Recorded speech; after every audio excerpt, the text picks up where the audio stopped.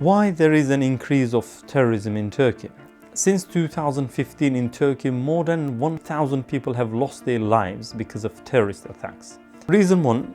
The decline of ISIL in Iraq and Syria means that some of these terrorists will seek different locations to attack. Most won't be able to go back to their home countries, and Turkey seems to be an easy target. It is simple to enter since the Turkish border has always been easy to cross. Turkish government has downplayed the threat of ISIL, and it's totally unprepared for the possible attacks of ISIL may commit in Turkey. 2. In terms of the Kurdish issue and related security threats, we are witnessing the worst possible in recent years. The peace process has been scrapped. An aggressive policy has been adopted to crush all PKK militants. Erdogan imprisoned almost all Kurdish politicians. Some cities with majority Kurdish population has been burned to the ground.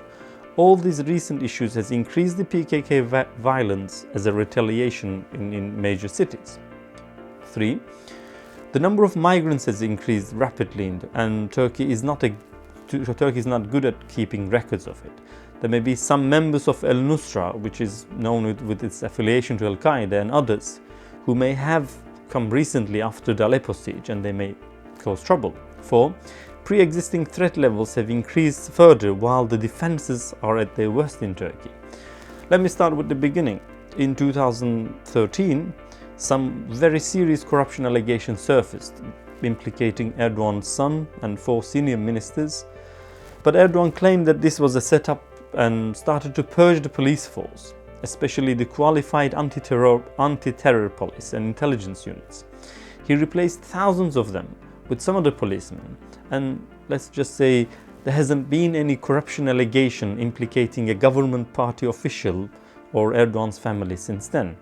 Well, good for Erdogan, but this has created a great vacuum in the security bureaucracy in Turkey. There is a visible increase in terrorist attacks and the number of casualties since 2013. 5. The coup attempt on 15th of July has given Erdogan further pretext to extend his purge on other parts of the security forces. Army officers, anti-terror intelligence and other critical posts have been purged and replaced with loyalists to Erdogan.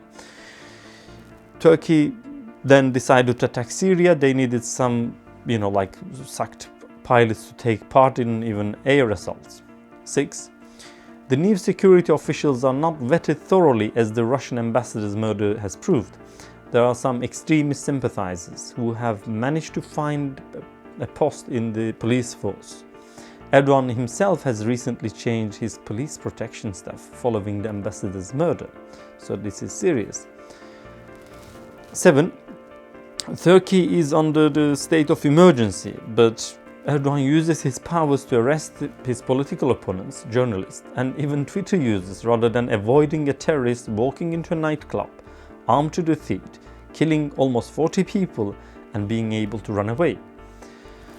Well, nobody was sacked or resigned for this security failure. No minister, not even a police chief, which means there won't be any proper investigation to determine what went wrong and how it can be improved.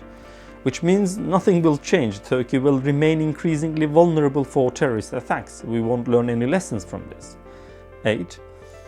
The increasing fear in Turkish population may be manipulated as a political support for the unique presidency model that pro-Erdogan media is desperately trying to promote.